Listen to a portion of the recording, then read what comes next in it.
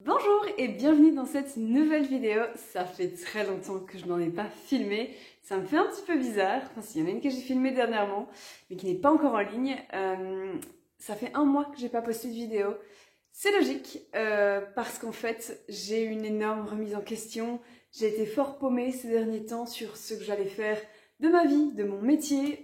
Voilà, donc bien sûr, ça met tous les projets, c'est le fouillis dans la tête. Et du coup, voilà, je suis enfin fixée sur ce que je veux, ce que je ne veux pas, quelles décisions il faut prendre. Notamment, j'ai décidé d'arrêter ma marque de vêtements d'intérieur, Lydie Avril. Je vais vous en expliquer plus dans le vlog qui sortira pour la prochaine vidéo.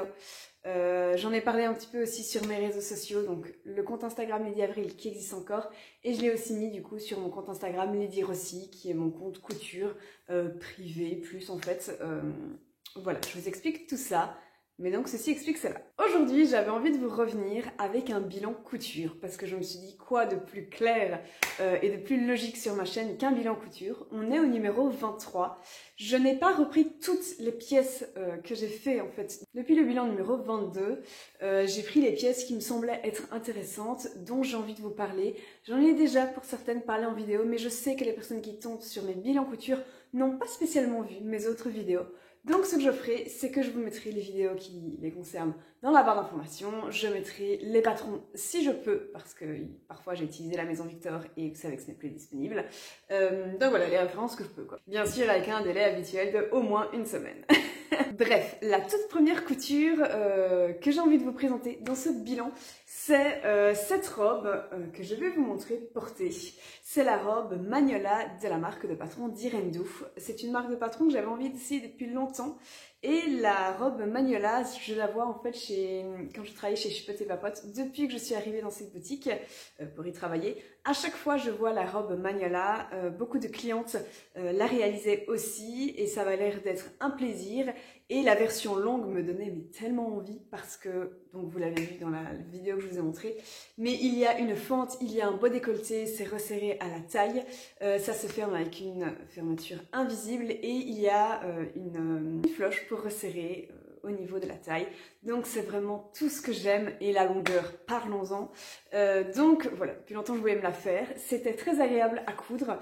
Je l'ai cousu, je sais plus le délai parce que je vous avoue que ça fait trop longtemps.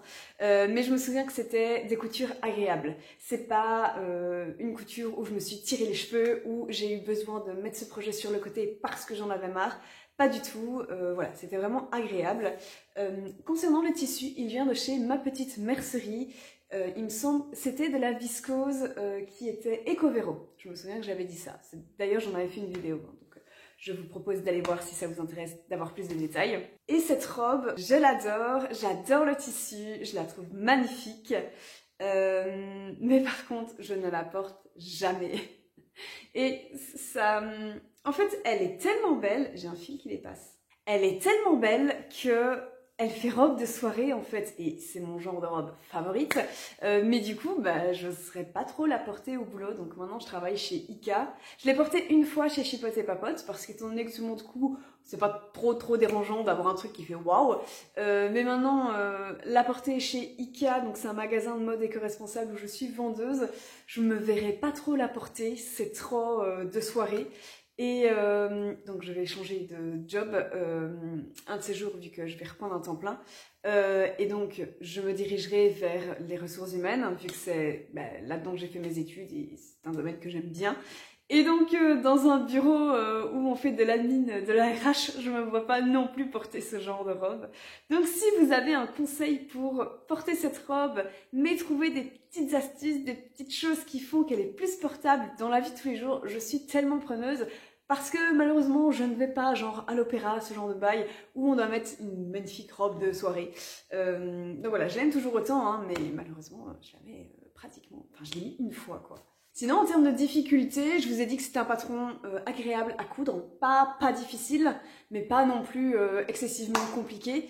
Juste, j'avais dû reprendre, comme je m'en doutais, beaucoup au niveau de la poitrine. C'est une coupe princesse, donc il faut faire attention à comment on reprend. Franchement, je me suis reprise en... plusieurs fois, j'ai fait petit à petit et je me souviens aussi, j'avais pas compris le patron au moment de coudre, de découper où était la fente, si on avait deux, si on en avait qu'une. Au début, j'en ai cousu du coup deux. Et puis en fait, de un, c'était pas pratique, de deux, c'était pas prévu dans le patron et une cliente me l'a fait remarquer. Et du coup, j'ai recousu une des deux fentes, donc je n'ai plus qu'une fente. Voilà pour la robe Magnola de Direndo. La couture que j'ai fait ensuite, c'est cette blouse.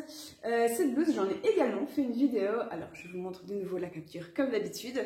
C'est une blouse faite avec le patron gratuit également de Direndo, le patron Plantin. Il est accessible sur leur site internet. Il est très chouette comme patron. De base, il me semble que oui, c'est un patron prévu pour les jerseys, les French terry, un tissu un petit peu élastique. Tiens, je me rends compte que ça fait très longtemps que j'ai plus parlé de couture, maintenant que je travaille plus chez Chipote et Papote. Mais je sens que j'ai perdu quelques termes techniques, mais c'est pas grave, je vais reprendre tout ça. Et du coup, j'avais un petit peu peur en utilisant un patron pour un tissu qui est extensible, de le réaliser dans un tissu non extensible. Des fois ça passe, des fois ça passe pas. Là, ma foi, c'est passé. Tout semble très correct. J'ai un petit peu allongé les manches parce que je voulais quelque chose de long sur mes mains, parce que je préfère et que c'était un moment où il faisait plus froid aussi. Donc voilà. Et alors, pour la petite histoire, en fait, ce tissu, donc c'est une viscose jaune, et c'est un tissu en fait que j'ai upcyclé d'une robe d'été que j'avais faite il y a 2 ans, je crois, juste avant de partir en vacances. Sauf qu'en fait, je l'ai fait en mode vite. Du coup, j'ai pas géré les coutures, j'ai pas géré le surjet. J'ai voulu aller trop vite en grillant des étapes, qui fait que du coup, la robe, en fait, au lavage, les coutures ont pété à certains endroits. Il faut savoir qu'une couture de surjeteuse sur du chaîne et trame est vachement moins résistante que la couture de la machine à coudre. C'est pas pour rien qu'on utilise l'un pour les tissus extensibles, l'un pour les tissus non extensibles, et uniquement pour les finitions. Donc voilà, pour la petite histoire, je suis ravie d'avoir upcyclé ma robe que du coup je n'utilisais plus parce que j'adore la couleur de ce jaune, c'est hyper soleil, enfin voilà, c'est une couleur que j'aime énormément. En termes de difficulté sur le patron, je pense sincèrement qu'il n'y en a pas. C'est un patron excessivement simple, qui est très logique dans sa construction, il n'y a même pas de pince vu que de base c'est pour un tissu qui est extensible, donc franchement c'est allez-y les yeux fermés. Ensuite, j'ai réalisé cette petite blouse hyper fleurie qui d'ailleurs, j'en ai fait une vidéo qui a très bien marché. Et je comprends, vu le tissu qui est magnifique, c'est un tissu qui m'a été offert par Nathalie qui tient le magasin Le Fil Vert, qui est une mercerie de tissus éco-responsables qui sont soit bio, soit certifiés GOTS, ce genre de choses. Et du coup, elle m'avait envoyé ce tissu, je me suis dit... Je vais en faire une blouse, ça va être magnifique, ça va aller avec plein de choses, au-dessus d'un jeans, au-dessus d'un pantalon noir, voilà, c'est vraiment joli, même au-dessus, j'ai une jupe rose pâle, ça irait trop bien aussi. Et alors le patron que j'ai utilisé, donc c'est un coton, hein, le tissu, je coupe peu le coton, mais depuis que j'ai acheté un défroisseur, je suis vachement plus ok d'en coudre, parce que mon gros problème c'est le repassage en fait. Et vous voyez bien, en fait, il y a plein de fronces sur le patron et repasser les fronces, c'est casse-pied. Donc, qu'est-ce que je disais? Le patron, c'est la blouse Arabella de la Maison Victor. Donc, si vous n'avez pas les magazines, vous ne retrouverez pas ce patron. J'en suis désolée. Mais donc, si vous avez les magazines de la Maison Victor, vous pouvez tout à fait refaire cette blouse. C'est une blouse à manches raglant avec des fronces au niveau du col. Ensuite, j'ai posé un billet. Et ici, ça vient se terminer avec une petite floche. Et on a un très léger décolleté. Franchement, il n'est pas du tout... Pas du tout excessif, il est vraiment très léger, très prude. Et cette blouse, je la rentre du coup dans le pantalon. Donc voilà, très simple à faire également. En la faisant, je voulais pas me casser la tête et clairement, c'est le cas. Donc très chouette patron, si jamais vous l'avez dans vos tiroirs, allez-y. Ensuite, il y a ce pantalon que j'ai réalisé, celui-là il n'y a pas si longtemps par contre, c'est le pantalon Hazel, alors de nouveau de la Maison Victor. Donc, comme je vous l'ai dit, si vous avez les patrons, alors j'ai le magazine sous la main, donc c'était ce magazine-ci. Si vous l'avez, ma foi, tant mieux pour vous. Si vous ne l'avez pas, il va falloir trouver un autre pantalon, navré. C'était, vous savez, je suis assez réticente avec les pantalons. En fait, je déteste les pantalons. C'est très faux ce que je viens de dire, mais il faut nuancer. J'adore porter des pantalons, c'est une pièce que j'adore, mais je déteste, c'est pas je déteste, mais j'ai souvent, très souvent des problèmes quand je couds mes pantalons. J'ai une petite, comment dire, pour être pas vulgaire. j'ai pas le mot du coup pour pas être vulgaire. Mais j'ai toujours un petit truc qui fait que je foire une partie du pantalon, ou bien il y a quelque chose qui ne me convient pas, ou bien la tirette invisible n'est pas parfaitement réussie, du coup je la vois trop, ou bien finalement la taille elle est pas exactement comme il faut, soit trop serrée, soit pas assez serrée, mais une fois je m'en rends compte une fois que le pantalon est terminé, vu que je ne fais jamais de toile, ou bien il y a un petit défaut que voilà, j'ai pas vu pendant la couture, et donc j'ai une certaine poisse avec les pantalons. J'ai déjà essayé de faire des pantalons, bon les relativement faciles, de manière générale ça passe, hein. Ou alors je les tâche une fois que je les ai cousus, c'est dingue. Les compliquer à chaque fois, je veux dire avec une braillette, tout ça, je me suis foirée, je me suis énervée. Et dans le commerce, je n'arrive jamais à trouver des pantalons à ma taille parce que mon tour de taille est de taille enfant, sauf que ma longueur de jambe est de taille adulte et donc en fait je ne trouve jamais de pantalon à ma taille. C'est très compliqué, donc vraiment c'est la pièce que je...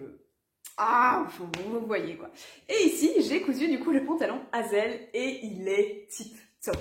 Il me va bien, il est avec une tirette invisible, il a un petit bouton en plus sur le côté pour faire une jolie finition. Il me va bien aux fesses, il me va bien à l'entrejambe. J'ai repris à l'entrejambe parce que de base c'était trop grand, mais là j'ai pris mon mal en patience, j'ai retouché plusieurs fois et maintenant c'est très correct. Il me fait une jolie taille, il est suffisamment grand parce que j'ai déjà eu des pantalons que j'ai cousus, j'ai coupé trop court et donc finalement j'ai dû faire un pantacourt. Mon Dieu, donc voilà, c'est un tissu que je trouve très joli. Je l'avais acheté chez Chipote et Papote à l'époque où j'y travaillais encore. Il était dans les coupons et je m'étais dit, ok, s'il est dans les coupons, qu'il est encore disponible après, c'était quoi, un mois de liquidation, c'est qu'il est fait pour moi. Donc je l'avais acheté et franchement, je trouve qu'il donne trop bien. Pour le boulot, il est vraiment cool. Et j'aime beaucoup la petite...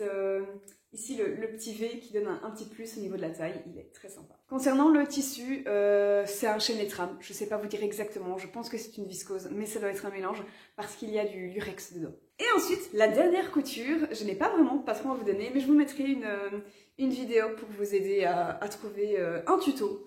J'ai en fait simplement fait une jupe à fente, c'est une jupe tube dans un tissu qui est du coup extensible et qui vraiment colle à la peau, serré à la taille et avec une fente. La différence c'est que ici en fait la fente que j'ai faite elle est on va dire plus moderne que les fentes que j'ai déjà fait. Les fentes classiques que je fais en fait c'est finalement très carré et ici je l'ai vraiment coupé en arrondi et puis j'ai fait mon ourlet de 1 cm il me semble pour vraiment que la fente se voit même quand je ne marche pas et du coup elle est aussi plus dégagée quand je marche donc voilà, je la trouve très élégante, j'aime beaucoup, je me suis vraiment pas cassé la tête pour cette jupe mais ma foi elle est très sympa, c'est une jupe midi parce que j'avais envie clairement parce que c'est à la mode et sinon le tissu c'est un mélange entre un French Terry, un punta, je sais pas vous dire exactement et c'est en fait un noir un petit peu effet jeans mais qui se voit pas trop. Donc voilà, entre le épais et pas trop épais, genre pas du jersey quoi. Et voilà, c'est tout pour ce bilan couture assez printanier, plutôt début de printemps. J'ai d'autres pièces que j'ai cousues, enfin j'ai une pièce que j'ai cousue qui est terminée, mais j'aimerais bien vous en parler dans le prochain bilan couture parce que ça va probablement être un ensemble. J'ai envie de vous présenter les deux ensemble, du coup ce sera pour plus tard. J'espère ici que les pièces que je vous ai présentées, ça vous a intéressé, que c'était chouette pour vous. Si jamais vous avez des patrons de la Maison Victor, enfin des patrons alternatifs justement à ceux que j'ai présentés de la Maison Victor, n'hésitez pas à les mettre dans les commentaires parce que je sais que parfois j'ai des personnes qui me disent « Ah mais celui-là il est plus disponible, est-ce que tu n'en auras pas une autre ?» Et ben voilà, je suis pas une bibliothèque de patrons, donc je ne sais pas toujours, donc voilà, avec votre aide en commentaire, ce serait un plus. Si jamais vous avez la moindre question à laquelle je saurais répondre, n'hésitez pas aussi à me la poser, et moi je vous dis à une prochaine dans une nouvelle vidéo. Bisous!